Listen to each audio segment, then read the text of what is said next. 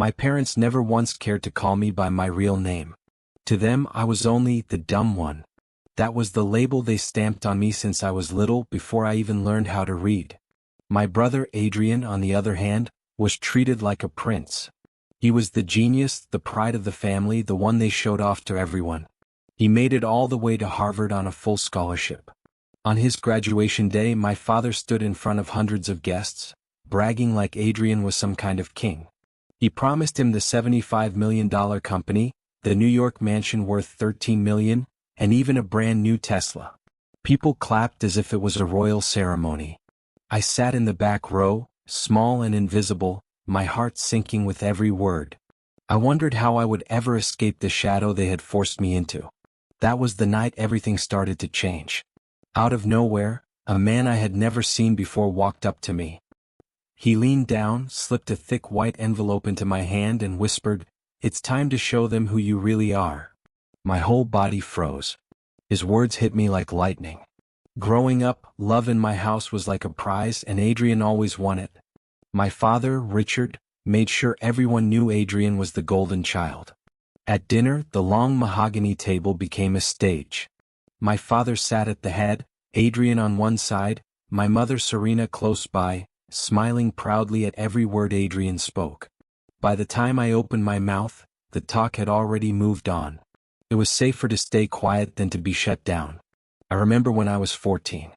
Adrian had just been accepted into some science program. The room filled with claps and cheers. My father lifted his glass and said proudly, "That is what it means to be a Rains. Excellence, leadership, brilliance." Then he turned to me with a smirk. "And you, Leo, managed to pass gym class. We should be thankful for small victories." The table laughed. Even my mother chuckled softly, though it felt forced. That laugh cut deeper than words. It wasn't just that they mocked me, it was that they truly believed I would never be anything. My mother's whispers followed me too. "Why can't you be more like your brother?" she would murmur when handing me a plate or folding laundry. Adrian loved it.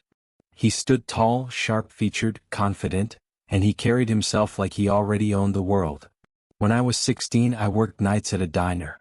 One evening as I left, Adrian smirked from the couch and said, "Don't forget to wash the grease off before you touch the door. We wouldn't want the neighbors thinking we keep a servant." My parents laughed and I walked out pretending it didn't matter. But inside it cut me to pieces. The only one who ever saw me differently was my grandfather, Malcolm. He built our family company from nothing. He never cared about grades or trophies. He asked me about my dreams. One afternoon on his porch, he leaned close and said, "Leo, don't mistake their blindness for truth. You have something Adrian doesn't. One day you'll see it." I didn't understand then, but those words stayed with me. After the ceremony, my parents hosted a huge reception in a fancy New York ballroom. Chandeliers sparkled from the ceiling, polished wooden floors reflected golden light, and the smell of expensive wine filled the air. Valets stood outside as luxury cars pulled up one after another. Businessmen, politicians, and family friends arrived in tuxedos and gowns. But this wasn't just a graduation party, it was the night my father would officially announce Adrian as the heir to everything. I tried to disappear into the background. I stood near the back wall, half hidden behind tall vases of white lilies. People brushed past me, barely looking at me. Some whispered to each other, "That must be the other son," like I was nothing more than a side note in Adrian's story. Then the moment I dreaded finally came. My father climbed the stage with a microphone in his hand, his voice booming across the ballroom. "Ladies and gentlemen, thank you for joining us tonight to honor my brilliant son, Adrian Rains." The crowd erupted in applause. Adrian stood in the front, smiling proudly, soaking it all in. My father's voice grew louder with pride. "The Rains family has built more than just a company, we've built a legacy. And tonight I am proud to announce that Adrian will inherit everything we've created. The $75 million company, the mansion in New York, the Tesla parked outside, it all belongs to him. He is the future of this family." The room shook with cheers and clinking glasses. People shouted their congratulations, raising their drinks high. My mother leaned into my father's side, smiling with satisfaction, her hand resting on his arm as if to say, "We did it." Adrian grinned even wider, lifting his champagne glass toward me. But it wasn't a toast. It was a smirk, sharp and mocking, as if to remind me I had lost and he had won. My chest sank, my fists clenched under the table. I thought about all the years I had worked unnoticed, all the nights I had convinced myself that maybe one day they'd see me differently. But those hopes shattered in front of everyone as my father's words echoed. I wanted to leave, to vanish. As the cheers died down, my mother walked past me. She stopped just long enough to whisper in my ear, her voice sharp like a knife. "At least don't ruin this night for your brother. Keep to yourself." Then she was gone, smiling again as she reached for Adrian's hand on stage.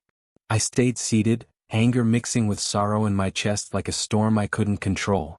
I thought of my grandfather, Malcolm, the only one who had ever spoken to me like I mattered.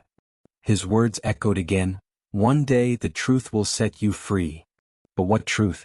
All I saw was my father praising Adrian, my mother standing proudly beside him, and a room full of people cheering for everything I wasn't. And that's when I noticed him. A man in a dark suit, moving toward me through the crowd. He wasn't clapping, wasn't smiling. His sharp eyes were fixed on me alone. He stopped beside my table, slid a thick white envelope onto the polished wood, and bent close. His voice was calm but firm. "It's time to show them who you really are." I froze, staring at the envelope resting on the table. My fingers trembled as I pulled it into my lap, hiding it from view.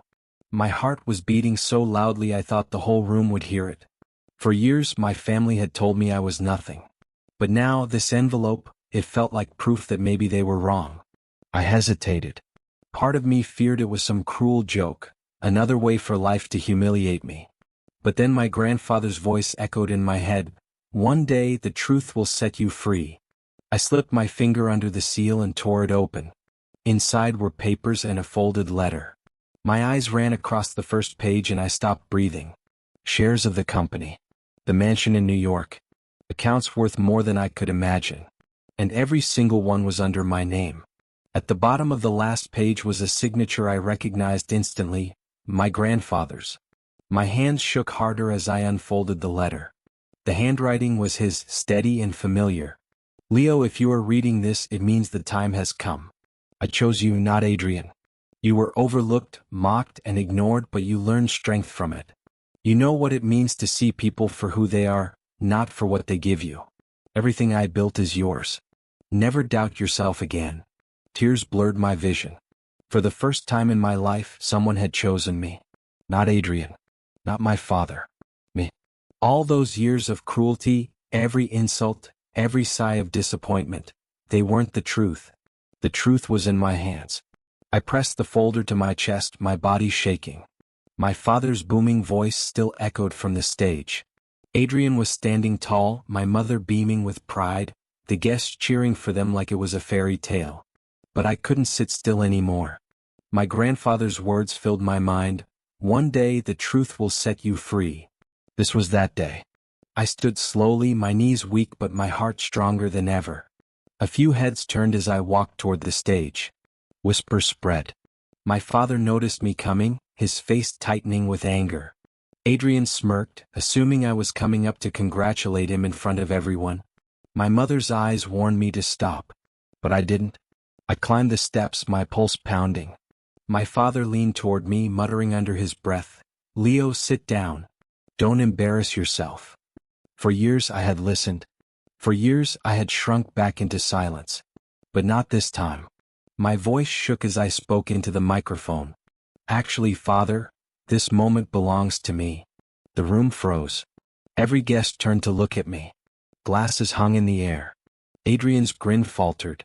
My father's jaw clenched. My mother shook her head slowly, panic flashing in her eyes. And I pulled the papers from my jacket. I held the papers high so everyone could see them.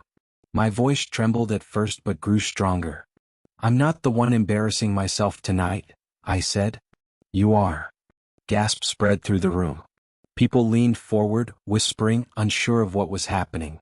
Adrian gave a nervous laugh, raising his glass like it was a joke. "What are you doing, Leo? Sit down before you make a fool of yourself." But I didn't sit down. I unfolded the documents, the seal of the Rains Company shining under the golden chandeliers. These are transfer agreements signed by my grandfather years ago. He chose me. Not you, Adrian. Not you, father. Me.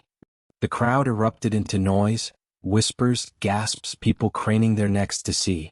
My father's face turned red with fury as he lunged toward me. This is ridiculous. That old man didn't know what he was signing. And then a calm, powerful voice cut through the chaos. I knew exactly what I was signing. The ballroom fell silent. Every head turned.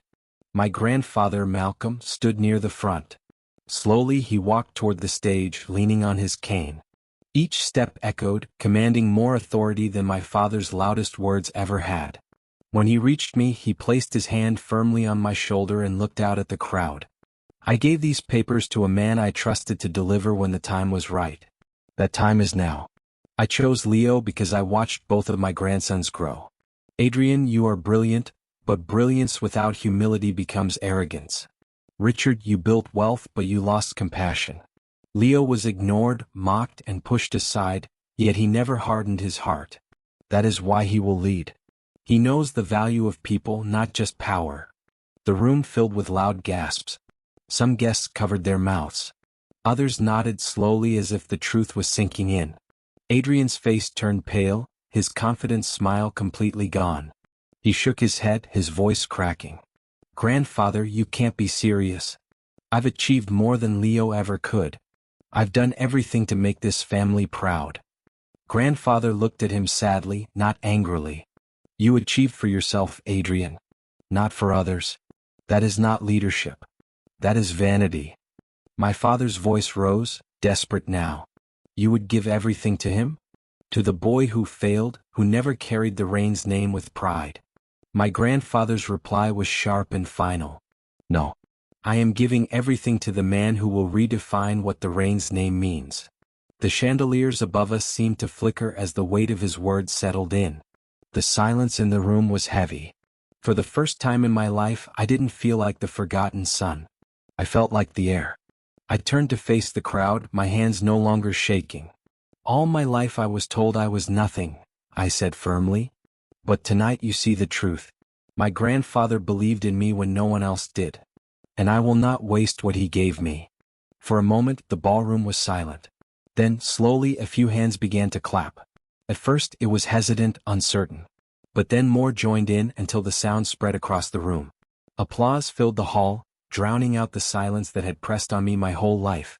People were standing, cheering, not for Adrian, not for my father, but for me. I looked out into the crowd and saw faces that had once ignored me now staring in awe. My father's face burned red with fury. His jaw was tight, his hands shaking at his sides, but he didn't move. My mother's smile had vanished. Her lips trembled, her eyes wide, unable to hide her shock. Adrian stood frozen, still holding his champagne glass, his smirk gone. For the first time he couldn't meet my eyes. There was something new there, fear. My grandfather's voice carried over the applause. This family will change starting tonight. The company will finally be in hands that understand struggle, hands that know the cost of being overlooked. Leo, this burden is yours now, but it is also your gift. The words sank deep into me. For years I had been the boy at the end of the table, the boy who was mocked and dismissed, the boy who was told he would never matter. And now here I was, standing taller than ever, my grandfather's hand on my shoulder, the crowd cheering my name in their eyes even if they didn't say it out loud. Adrian's face twisted with rage. He hissed through clenched teeth, "You don't deserve this. You're nothing compared to me." I looked him straight in the eyes and said calmly, "Maybe I'm not what you think I should be. But I am what grandfather believes I can be. And that's more than enough." The fear in his eyes deepened. He realized in that moment that the ground he had always stood on, the pride and favoritism that had lifted him up, had crumbled beneath him. My father finally broke the silence with words dripping in anger. He leaned close, his voice low but sharp. "This is not the end. You have no idea what you've started." His polished shoes struck the floor like gunshots as he stormed out of the room. My mother followed quickly behind him, her face pale, her eyes avoiding mine. She had spent her entire life building the picture of a perfect family, and in one night that picture had shattered. Adrian didn't move. He stood stiff, fists tightening around his glass. His face was pale, his pride broken, but his anger burned hotter than ever. My grandfather stayed beside me, his hand firm on my shoulder, his presence stronger than anyone else in the room. I stood there under the chandeliers, finally free of the shadows that had held me down for so long. For the first time I was not invisible. For the first time I was exactly where I was meant to be. The applause slowly faded, and the room turned into whispers again. People kept looking at me, but now their eyes were different. They weren't looking at me with pity anymore. They were curious, even impressed. Some nodded at me with respect. Others whispered my name as if trying to understand how they had overlooked me all these years. I stayed on the stage, breathing heavily, the papers still in my hand. My grandfather stood beside me like a shield, his cane firm, his presence unshakable. For the first time I didn't feel alone. Adrian finally lowered his glass. His smirk was gone, replaced by anger and disbelief. He stepped forward, his voice trembling. "This isn't right. Grandfather, you can't do this. I've worked harder than Leo ever has. I've achieved everything you wanted. I'm the one who deserves this." My grandfather turned his head slowly, his eyes filled with disappointment. "You worked for yourself, Adrian. You wanted glory, not responsibility. Leadership is not about being praised. It's about carrying the weight of others. That is something Leo understands and you never did." The words hit Adrian harder than anything I could have said. He stepped back, his face pale, his hands clenched. For the first time in his life he wasn't the one being lifted up, he was the one being put down. The guests started murmuring louder, some agreeing, others still shocked. A few of my father's business friends even walked up to shake my hand, congratulating me quietly. I felt strange. After years of being invisible, suddenly people saw me. It was overwhelming but also freeing. My mother returned briefly, her face pale, her eyes refusing to meet mine. She stood near Adrian, whispering to him, her hand gripping his arm. She looked broken, like the world she had built had just collapsed around her. But instead of facing me, she turned away and followed my father out the door again. I stayed standing tall. My grandfather leaned close and whispered, "This is only the beginning. What comes next will not be easy, but you're ready." I nodded, though fear still twisted in my stomach. Taking over a $75 million company wasn't a small thing. But for the first time I believed I could do it. Not because I wanted revenge, but because I wanted to honor the trust my grandfather had placed in me. As the night wound down, the guests began to leave, still whispering and casting glances my way. Adrian didn't say another word. He stood stiff, his pride broken, his eyes burning with anger. I knew this wasn't the last time I'd face him. When the ballroom finally emptied, I stepped outside into the cool New York air. The city light stretched out across the skyline, glowing like 1,000 promises. For years I thought those lights belonged to Adrian, to my parents, to anyone but me. But now, for the first time, they felt like they belonged to me too. When I stepped out of the ballroom, the cold night air hit my face like a wake-up call. For a moment I just stood there, breathing in deeply, feeling lighter than I ever had before. Behind me the chandeliers still glowed, but I didn't need that light anymore. The city itself shone for me. For years I had looked at New York's skyline as if it was unreachable, meant only for people like Adrian. Now it felt like an open door. I walked a little away from the building, clutching the envelope under my arm. The streets were alive with car horns, footsteps, and laughter, but in my head there was only silence. My whole life had changed in the span of a single night. The insults, the whispers, the way my parents treated me, all of it had built up walls around me. And now those walls had finally cracked. Grandfather came outside a few minutes later. He moved slowly, leaning on his cane, but there was strength in every step. He joined me on the sidewalk and rested his hand on my shoulder. "You did well," he said softly. "I know it wasn't easy, but you stood tall." I swallowed hard, emotions still heavy in my chest. "I didn't think I could do it," I admitted. "For so long I believed what they said about me." He smiled faintly. "That's why I chose you. You know what it feels like to be ignored. You know what it means to fight for every step. People like Adrian think leadership is about glory, but true leadership is about heart. You have that." Hearing him say that was like a weight lifting from my chest. I wasn't chosen because I was perfect. I was chosen because I survived. Because I didn't give up. because I still cared even after being hurt so many times. Cars passed by, and I looked at their headlights reflecting on the wet pavement. My thoughts shifted to the future. Running a company worth millions was terrifying. I had no experience, no training like Adrian had. But I also had something he never did, the strength to start at the bottom and climb up no matter how hard it got. For a while my grandfather and I stood in silence, both looking at the city lights. Then he said, "This is your chance to show them who you are. Not to prove them wrong, but to prove yourself right." Those words hit deep.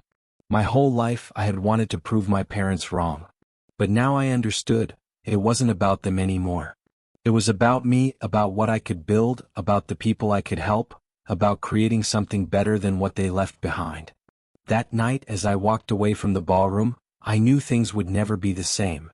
My father would fight back, Adrian would never forgive me, and my mother would keep pretending. But none of that mattered anymore. For the first time I wasn't scared of their voices. For the first time I was ready to live my own story. That night when I finally returned home, the house felt different. The walls that once echoed with my parents' cold words now seemed empty. Adrian's laughter wasn't there, my mother's footsteps didn't follow me, and my father's voice wasn't booming through the halls. For the first time, the silence felt like freedom instead of punishment. I went up to my room and set the envelope on my desk. I stared at it for a long time. It wasn't just paper, it was proof that everything I had believed about myself was a lie. All those years they said I was worthless, all those times they compared me to Adrian, it had never been the truth. Deep down, my grandfather had always seen me even when no one else did. I lay back on my bed, my thoughts racing. I thought about the little boy I used to be, sitting at the far end of the table, hoping for one kind word. I thought about the long nights I worked in diners, scrubbing grease while Adrian traveled through Europe. I thought about the cruel jokes, the whispers, the times I wanted to give up. And I realized something. Every insult had shaped me, every hardship had made me stronger. Without them, I wouldn't be ready for this moment. Sleep didn't come easily. My mind kept replaying my father's face when I stood on that stage, the fury in his eyes, the way his hands shook with anger. He wasn't done with me, that much was clear. And Adrian, I could still see the fear in his eyes. He would never accept me as the heir. He would fight in his own way. I knew the battles ahead would be ugly. But fear didn't control me anymore. For the first time I felt like I had a choice. I could lead differently. I didn't have to become like my father, ruling with intimidation and pride. I could create something better. My grandfather had trusted me for that reason. The next morning I woke up early. The sun was just breaking through the curtains and the house was still quiet. I walked to the mirror and looked at myself. For years I saw the reflection of a boy who was always second best. But now I saw someone else. A man carrying the weight of a family name, but also the freedom to define it in a new way. I straightened my shoulders and whispered to myself, "This is just the start." The day after the reception, I walked through the city with a new sense of purpose. The streets were the same, the people rushing past were the same, but for me, everything had changed. I no longer felt like a shadow hiding behind Adrian. For the first time I felt like I belonged in this world. I thought about all the years I wasted wishing my parents would see me. How many nights I stayed awake, hoping my father would be proud of me, hoping my mother would smile at me the way she smiled at Adrian. But now I understood something important. I didn't need their approval anymore. My value didn't come from their words. It came from what I had survived, from the strength I carried inside me. Later that evening, I sat with my grandfather in his study. The room was warm, lined with books and old photographs of the family. He poured tea for both of us and said, "Leo, this will not be easy. People will question you, challenge you, even betray you. But remember, leadership is not about proving yourself to them. It is about proving to yourself that you can stand even when the ground shakes." I nodded, holding his words close to my heart. He had given me more than wealth or power, he had given me belief. Belief that I could be more than the forgotten son. Belief that I could carry the Rain's name forward in a new way. When I left his study, I stepped outside into the cool night. The city light stretched across the horizon, glowing bright against the dark sky. I stood there for a while, breathing in the air, letting everything sink in. The boy who once sat at the end of the table, mocked and dismissed, was gone. In his place stood a man ready to lead. And I want to say this to anyone listening.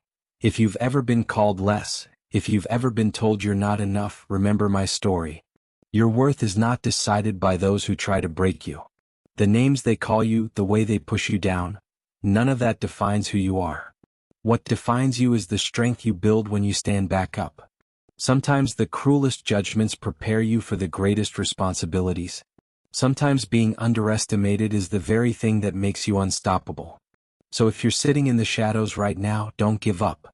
Your time will come. And when it does, the truth will be louder than every insult, every laugh, every doubt you've ever faced. I lifted my head to the skyline one last time and whispered to myself, I was never the dumb one.